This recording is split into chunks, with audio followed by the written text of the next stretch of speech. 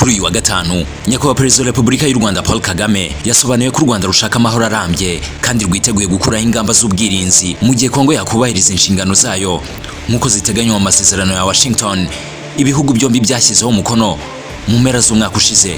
Paul Kagame yabigarutseho ku mugoroba wo kuri uyu wa gatanu ubwo yagiranaga ibiganiro n'abadiplomate bahagarariye ibihugu byabo mu Rwanda. Paul Kagame yagaragaje ko uko iminsi ishira uburenganzira bw'igihugu n'inshingano zacyo mu guharanira umutekano wacyo n'abaturage bacyo bitigeze bihinduka kuri buri gihugu, kandi ko n'u Rwanda rwakomeje kwicungira umutekano.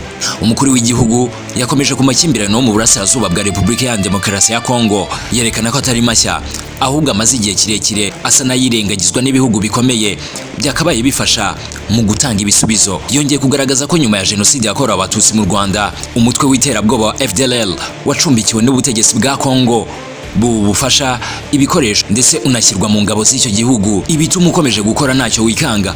Yagaragaje kandi ko bisa naho uburyo bwo gukemura amakimbirane yo mu burasirazuba usanga busa naho hari uruhande rumwe rwikorezwa umutwaro wose kandi bitatanga igisubizo cy'ukuri. Yasabye ko gukemura ikibazo cyo muri Kongo cyakemurwa nuko impande zifitanye ikibazo zibazwa inshingano ku buryo bungana. Yakomeje yerekana ko u Rwanda rwiteguye gukuraho ingamba z'ubwirinzi igihe cyose Kongo yabishyize mu bikorwa inshingano zayo nk'uko biteganywa mu masezerano ibihugu byombi byashyiriweho umukono i Washington muri Amerika umwaka ushize.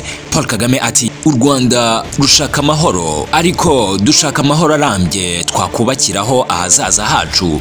Turashaka gusiga politike mbi nyuma yacu iteka. U Rwanda rwiteguye gukuraho ingamba zarwo z'ubwirinzi mu gihe Kongo yujuje inshingano zayo nk'uko ziteganywa mu masezerano ya Washington. Nyakubahwa Paul Kagame yasobanuye kandi ko aya masezerano areba impande eshatu ziri mu Rwanda, Repubulika Iharanira Demokarasi ya Kongo ndetse na Leta Zunze za Amerika, kandi ko kugira ngo ashyirwe mu bikorwa hari uko buri ruhande rukora inshingano zarwo.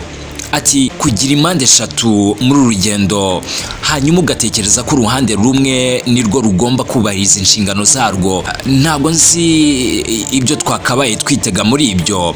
Aho niho usanga turi. Aya masezerano ashyizwe mu bikorwa yaha impande zose umutekano ukenewe kandi bikwiye n'ubufatanye mu by'ubukungu. Amasezerano y'ingingo nk'ijyanye no gusigasira ubusugire bw'igihugu no kwirinda ubushyamirane, gusenya imitwe yitwaje intwaro, gushyiraho urwego rw'umutekano ruhuriweho, gucyura impunzi n'ibikorwa by'ubutabazi, uruhare rwa MONUSCO n'izindi nzego ndetse n'amahame y'ubufatanye bw'akarere mu bukungu. Harimo ko impande zombi zemeranyije ko ubusugire bwa Kongo bugomba kubahirizwa. Zemeje gushyira mu bikorwa gahunda ihuriweho yo gusenya umutwe w'iterabwoba wa FDLR no gukuraho ingamba z'ubwirinzi. Konobs yemerejwe mu biganiro bya Rwanda tariki 31 Ukuboza mu mwaka wa 2024. Zemeranyije kandi ubusugire bw'u Rwanda bugomba kubahirizwa hasenywa umutwe wa FDLR nk'uko biteganywa na Konob. Paul Kagame yongeye kubibutsa ko u Rwanda ari umufatanyabikorwa w'umwizerwa kuko rukora ibyo ruvuga rukavuga ibyo rwanakora. Yashimangiye ko u Rwanda rwihaye isezerano ry'uko rutazongera gusubira mu bihe bibi rwanyuzemo ukundi. Yemeza ko u Rwanda ruzikorera umutwaro warwo. Ambasaderi wa Zimbabwe mu Rwanda akanaba uhagarariye ibihugu byabo mu Rwanda, Professor Charles Manyeruke, yashimiye u Rwanda uburyo rukomeje kwimakaza ubufatanye n'ibindi bihugu.